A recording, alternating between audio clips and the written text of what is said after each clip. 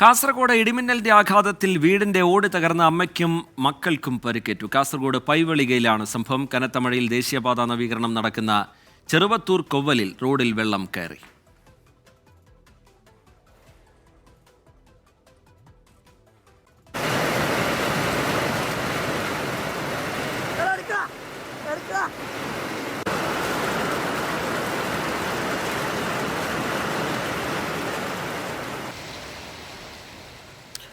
അരുൺ പാറക്കൽ ചേരുന്നുണ്ട് വിവരങ്ങളുമായി. കാസർഗോഡ് നിന്ന് അരുൺ, ദൃശ്യങ്ങളിൽ തന്നെ വ്യക്തമാണ്, വലിയ വെള്ളക്കെട്ട് രൂപപ്പെട്ടിട്ടുണ്ട് റോഡിലൊക്കെ.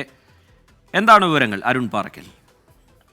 റിജിത്ത്, ഇന്ന് വൈകിട്ട് മുതൽ ശക്തമായ മഴയാണ് കാസർഗോഡ് ജില്ലയിൽ ലഭിക്കുന്നത്. കാസർഗോഡിന്റെ പല ഭാഗങ്ങളിലും നാശനഷ്ടങ്ങൾ ഉണ്ടായിട്ടുണ്ട്. കാസർഗോഡ് ചെറുവത്തൂർ ഭാഗത്ത് ഈ ദേശീയപാത നവീകരണം നടക്കുന്ന സ്ഥലമാണ്. ഈ പ്രദേശത്തെ ഈ ഓടയൊക്കെ ദേശീയപാത നവീകരണ കമ്പനികൾ, അതായത് പണിയേറ്റെടുത്ത കമ്പനികൾ മൂടിയിട്ടുണ്ട്. പുതുതായി ഉള്ള ഓടകളൊന്നും സ്ഥാപിച്ചിട്ടില്ല. എന്തായാലും ആ പ്രദേശത്തെ വെള്ളക്കെട്ട് രൂക്ഷമാകുന്നു എന്നുള്ളതാണ്.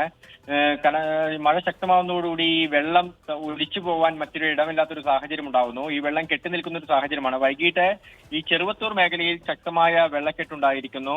അത് കരാർ കമ്പനി ഇടപെട്ട, നാട്ടുകാരുടെ പ്രതിഷേധമൊക്കെ ഉണ്ടായതോടുകൂടി കരാർ കമ്പനി ഇടപെട്ട വെള്ളം പുറത്തേക്ക് ഒഴുക്കാനുള്ള ഒരു നടപടി കൈക്കൊണ്ടിട്ടുണ്ട്. ഇന്ന് വൈകിട്ടാണ് പൈവളികയിൽ ഇടിമിന്നലുണ്ടായത്. 3 പേർക്കാണ് പരിക്കേറ്റത്. 2 വീടുകൾക്കും കേടുപാടുണ്ടായി.